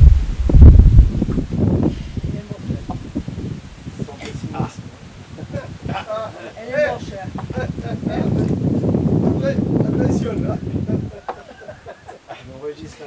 Non, je vais essayer de faire une réponse pondérée et posée. Je pense honnêtement, il y a un gros souci à court terme, à court moyen terme. Mais je suis un incorrigible optimiste, sinon je ne ferais pas ce que je fais. Vous savez, en 1988, je suis allé avec ma femme, donc nous avions, elle et moi, 34 ans de moins, sac à dos en Chine populaire, pendant 6 semaines. Pékin, c'était déjà... Mais alors, quand vous alliez dans les provinces, on est allé en Mongolie, Mongolie intérieure, on était allé à Datong, c'était à 350 km de Pékin, vers la Mongolie. 12 heures de train. 12 heures de train pour faire 350 km. Avec des trains surbondés, arrivant là-bas à Datong à 6 heures du matin, c'était comme dans Tintin et le Lotus bleu. Ma femme est blonde, on avait des troupes, 20, 30, 40 personnes qui venaient et qui touchaient ses cheveux. Je vous assure que c'était quelque chose d'inimaginable. 88, 34 ans après, la Chine est la première puissance économique du monde, en parité de pouvoir d'achat. Le PIB. Parité de, pas en taux de change, mais en PIB. Elle devient la 3e armée du monde. Elle est la première productrice de produits industriels du monde. en 34 ans. Donc, regardez ce qui est passé avec l'URSS. L'URSS, à la fin, là, on est, à mon avis, on est dans les années de Tchernenko en ce moment. C'est la fin de l'Union européenne, le truc se désagrège de partout, mais il est interdit d'en parler, mais ça marche pas. Ça marche pas, et il y a ce que produit, comme on a un avenir bloqué, comme on n'a pas le droit de réfléchir à autre chose, il est en train de se produire ce qui se produit à la fin de l'URSS, c'est-à-dire que les gens s'échappent d'un futur bloqué. Il y a 3 façons de s'en échapper. La picole. Donc il y a un nombre, chez les jeunes notamment, de jeunes qui se saoulent, qui prennent des shots ou qui se droguent, énorme. On a même dans des grandes écoles. C'est très considérable. D'ailleurs, lorsque Gorbatchev est arrivé au pouvoir en mars 1985, la première chose qu'il a faite, c'est lancer un grand programme d'arrêt contre l'ivrognerie. Moi, je sais, je suis allé en URSS en sortant de l'ENA en 85. Et il venait d'arriver, tout le monde était tremblant, en se disant il va faire quelque chose de terrible. Voilà. Donc, premièrement, c'est la picole ou la drogue. Deuxièmement, le je m'en foutisme au boulot. Les gens ne travaillaient plus. Hein. Comme disait, il y avait un proverbe en URSS qui disait ils font semblant de nous payer, on fait semblant de travailler. Donc, mais malheureusement, le je m'en foutisme en France a énormément progressé. Chez les jeunes, il y a beaucoup de jeunes d'ailleurs qui maintenant ils n'ont plus tellement envie de bosser, ils prennent les choses de façon. Alors c'est pas exactement, mais il y a quand même la même chose si vous voulez. Je me rappelle dans mon village, il y avait la boulangère qui était devenue une amie puis qui est décédée, mais elle avait souvent cette formule quand elle n'allait pas à la messe, elle disait ah, travailler c'est prier. Vous savez, c'était un dicton français. C'est-à-dire que les gens, dans la France traditionnelle, la France mettait tout leur amour, leur conscience, leur méticulosité, mettaient le meilleur d'eux-mêmes dans le travail. Voilà. L'URSS avait détruit ça. C'est la même chose, en fait. Maintenant, on a affaire, pas dans tout, mais il y a quand même beaucoup d'endroits où les gens, c'est quand même le je m'en foutisme, je ferais ça. Et puis la troisième chose, c'était l'immigration. Les gens qui pouvaient s'enfuir. On en est là. Hein. Là aussi, le beau nombre de jeunes que je vois qui n'ont qu'une envie, c'est d'aller en Australie, en Nouvelle-Zélande, au Japon, en Inde, etc. C'est vraiment important. Alors, qu'est-ce qui s'est passé en URSS? Ça s'est effondré. Ils ont ensuite eu une explosion générale et des années épouvantables, en fait. Et puis maintenant, ils se sont redressés rapidement, en fait, en 20 ans. Donc c'est pour ça que, si vous voulez, moi je pense que... je ne vais pas faire peut-être plaisir à tout le monde, mais je pense que ça ne dépend même pas de vous, de moi, ni de... Je pense que de toute façon, la construction européenne va exploser. Les contradictions sont devenues trop énormes. Les résultats sont trop négatifs dans tous les domaines. L'hypocrisie est sommitale. En fait, tous les projets, par exemple, d'Europe de la défense, tous, ont mené à un désastre. Et vous voyez, là, les Espagnols, on apprend qu'ils vont acheter des F-35 au lieu du SCAF. Les Allemands, ils ont acheté le tank Poséidon. Enfin, c'est dans tous les domaines. Dans tous les domaines, l'hypocrisie est générale. On fait semblant d'être... C'était exactement vous savez, lorsqu'il y avait les réunions du pacte de Varsovie, c'était les réunions entre les pays frères. Donc en façade, tout le monde s'aimait, en fait, tout le monde se tirait la bourre, ils se donnaient des coups de pied dans les pattes, ils se haïssaient. C'est la même chose quand vous allez quand vous connaissez un petit peu, comme je l'ai vu, les sommets européens. Bon, bref, tout ça, on est dans un monde de l'artifice. Donc je pense que la construction européenne va exploser. Je pense qu'il peut y avoir, dans cette explosion générale, il peut y avoir des pays qui explosent eux-mêmes. Moi, je ne jurerais pas, j'espère que non, mais que la France explose. Hein, comme là, ce qui se passe en ce moment en Ukraine, c'est l'explosion. La fin de l'utopie de la construction du socialisme a mené à la désintégration de l'Empire des Tsars. Quand vous allez en Russie aujourd'hui, j'y suis allé en 2015, j'ai été invité par la Duma de Sébastopol à fêter la victoire, le 70e anniversaire de la victoire contre les nazis. Soit dit en passant, c'est là où les pays occidentaux ne sont pas allés. C'est quand même une honte. Parce que ceux qui ont battu Hitler, c'est pas les Américains. Ce sont d'abord les Soviétiques. C'est eux qui ont cassé Hitler. C'est pas les Américains. Comme disait De Gaulle, qu'est-ce que vous voulez que je vous dise? En 40, ils n'étaient pas là. En 14, ils n'étaient pas là, les Américains. Ils sont arrivés... bon. Enfin, on ne va pas parler de Stalingrad, de la bataille de Koursk, mais c'est les Russes qui ont cassé Hitler. Donc en 2015, j'étais allé là-bas. J'étais allé en 85. Quand on allait en URSS en 85, je vous assure que on revenait en se disant qu'est-ce qu'on est content d'être français. C'était épouvantable. Vraiment, il y avait une atmosphère étouffante, d'absence de futur, de tristesse, de je m'en foutisme, de picole, c'est ce que je vous ai dit. Et ben, je vous assure qu'en allant en 2015 en Russie, le jour et la nuit, c'est le même pays et c'est plus le même pays. C'est-à-dire que c'est un pays qui a récupéré son histoire, qui célèbre tout le monde, alors qu'en 85, il y avait quelques gloires qui étaient célébrées. Pierre le Grand, le tsar modernisateur, et puis après on passait directement de Pierre le Grand à Lénine, quoi. Dans la littérature, il y avait Pouchkine qui avait été victime parce qu'il avait, vous savez, du sang noir. C'était l'amitié entre les peuples. Vous aviez, en revanche, Dostoïevski, on n'avait pas le droit parce que Dostoïevski, vous savez qu'à la fin de sa vie, il est devenu très croyant, donc c'était interdit. Donc vous aviez en 85, en URSS, il y avait Lénine. Après ça, il y avait la Grande Guerre patriotique, c'est comme ça qu'ils appellent la Seconde Guerre mondiale. Et après ça, il y avait le pouvoir actuel. Mais Staline ne connaît pas. Qui? Staline, non. On ne savait pas qui c'était. Khrouchtchev, on ne savait pas qui c'était. Ça, c'était l'URSS. Comme aujourd'hui, d'ailleurs, dans les classes de France, on n'apprend plus ni qui est Jeanne d'Arc, ni qui est Napoléon. On a un fromage de Gruyère, hein. Voilà, pour des raisons dogmatiques. Et ce que j'ai pu voir en 2015 à Sébastopol, il y avait un grand défilé dans le grand port de Sébastopol. C'était très émouvant parce que ça a commencé par... Le défilé a été ouvert par des personnes âgées, de l'ordre de, je sais pas, peut-être des gens qui avaient 90, 95 ans, qui étaient quelques vétérans du siège de Sébastopol par les nazis en 1944. En 2015, ils avaient 90 ans à peu près, hein, quelque chose comme ça.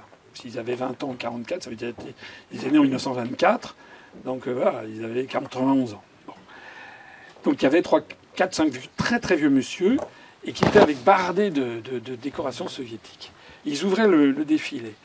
Et il y avait plein de gens, des jeunes, des moins jeunes, qui les applaudissaient en disant « Svoboda », ça veut dire « merci » en russe. C'était émouvant, franchement. Et après commence le défilé. Et ça, c'est vraiment... Ça montre ce qu'a fait Poutine dans ce pays que j'avais connu en 1985 sous Gorbatchev. Premier, on voit arriver quoi? On voit arriver un char ancien avec la photo reproduisant cette fameuse photo, vous savez, des soviétiques qui plantent un drapeau soviétique sur le Reichstag en mai 1945 à Berlin. Et c'était accompagné par le drapeau soviétique de cette armée de la, je ne sais plus combienième division qui ouvrait le défilé. Drapeau soviétique, c'est aussi les marteaux. Ensuite, un autre char avec les armoiries de la Russie d'aujourd'hui. Blanc, bleu, rouge, avec l'aigle impérial, tsariste. Enfin, l'ancien, c'est la troisième Rome, c'est l'héritière de Byzance. Deuxième char. Troisième char, vous aviez un char, moi j'avais jamais vu ça, avec une immense photo de reproduction du Christ Pantocrator, c'est-à-dire le Christ en majesté de la religion byzantine. C'est-à-dire la résurrection. Ce mélange du sabre et du goupillon, il faut remonter chez nous en France au Second Empire pour avoir... Vous imaginez en France, est-ce que vous imaginez en France, au 14 juillet, des chats qui défilent avec le Christ en majesté dessus? Quatrième truc après, des gens qui défilent, un type qui avait un portrait 2 mètres de haut du maréchal Staline. Et tous ces gens défilaient les uns après les autres en parfaite harmonie. Et tout le monde applaudissait. Et ça, c'est quelque chose c'est pour ça que Poutine est un homme d'État vraiment hors pair. Il a réussi à faire ce qu'a fait en France quelqu'un qui est assez méconnu, qui est Jules Grévy, qui est président de la République, de la Troisième République. Vous savez que la France a connu des convulsions politiques énormes au cours du XIXe siècle. On a connu 2 empires, on a connu je ne sais plus combien de régimes, on a connu des républiques, on a connu des coups d'État, on a connu des rois, on a connu la monarchie les légitimistes, et puis les orléanistes, on a eu tout. Y compris même une guerre civile avec la Commune. On a eu tout. Les Français se bouffaient le nez, se détestaient, on était arrivé des guerres civiles. Et puis la Troisième République arrive. On bénéficie en plus d'une conjoncture économique extraordinaire. Et puis les Français en ont marre aussi de se taper dessus. C'est comme à la fin des guerres de religion, à un moment en partie duquel les Français en ont marre. Et donc tout est arrivé à un bon moment, est apparu ce qu'on a appelé la Belle Époque. Et d'un seul coup, la France connaît des taux de croissance très importants. Et arrive Jules Grévy. Et Jules Grévy, c'est un président de la République et qui inaugure, qui commence à faire cette tradition parce qu'il y avait eu la crise du 16 mai 1877 où les premiers présidents de la Troisième République, c'est-à-dire Thiers puis Mac-Mahon, étaient des royalistes. Donc pour un président de la République vouloir instaurer la monarchie, il y avait un problème. Et puis après, il y a la crise du 16 mai avec Gambetta qui fait ce discours à Lille en disant il faudra qu'ils se soumettent ou se démettent. Finalement, la tradition monarchiste est battue, c'est-à-dire ceux qui voulaient donner au président de la République française le pouvoir de s'opposer à la représentation nationale. Et donc, il est battu et arrive Jules Grévy. Et Jules Grévy, il fait de la fonction présidentielle celui qui inaugure les chrysanthèmes. Et puis c'est un peu, je sais pas, c'est monsieur loyal, il est gentil, il est sympathique, je termine. Hein. Pardon, monsieur Asselineau, mais il faut se reculer un peu parce qu'il fait très chaud. C'est vrai que j'ai pas mis de main. Même moi, Je termine simplement mon propos. Oui. Et donc, Jules Grévy, c'est un type bon enfant. Il incarne une fonction de chef d'État que les Français ne connaissaient pas. Plus exactement, il leur fait penser un peu à Henri IV. Vous savez, qui était resté comme dans l'imagerie populaire, comme le meilleur des rois de France, celui qui voulait que les Français mettent la poule au pot tous les dimanches. Il leur paraît comme un homme accessible, sympa. En plus, c'est une forte croissance économique. En plus de ça, il a été aidé, il faut le dire aussi, Jules Grévy, par un pape qui était Léon XIII, qui publie une encyclique très importante qui s'appelle Rerum Novarum, ça veut dire des choses nouvelles. Et le pape Léon XIII dit, bon, bah, ça suffit maintenant. La lutte de l'Église catholique contre la République en France est terminée. Donc il appelle le clergé français à se rallier à la République. Alors l'Église catholique était extrêmement importante dans la France de l'époque. Et donc tous ces éléments arrivent au même moment qui fait que les Français, finalement, vont se rallier à ce régime, et qui est un régime qui résume un peu tout le XIXe siècle et qui, de façon dépassionnée. Et c'est ça qu'a réussi Poutine, c'est qu'il arrive à faire défiler des gens à la fois derrière le Christ Pantocrator, derrière le drapeau du Parti communiste, derrière le drapeau du drapeau impérial byzantin, derrière le portrait de Staline. Il a réuni, il a redonné au peuple russe confiance en lui-même et dans son avenir. Et bien regardez les résultats. C'est pour ça, excusez-moi, la réponse est très longue, mais je pense qu'il faut avoir... moi je ne sais pas, mais je n'arrive pas à penser... Et ça, c'est la foi du charbonnier. Je n'arrive pas à penser que les Français laisseront tomber la France. Voilà.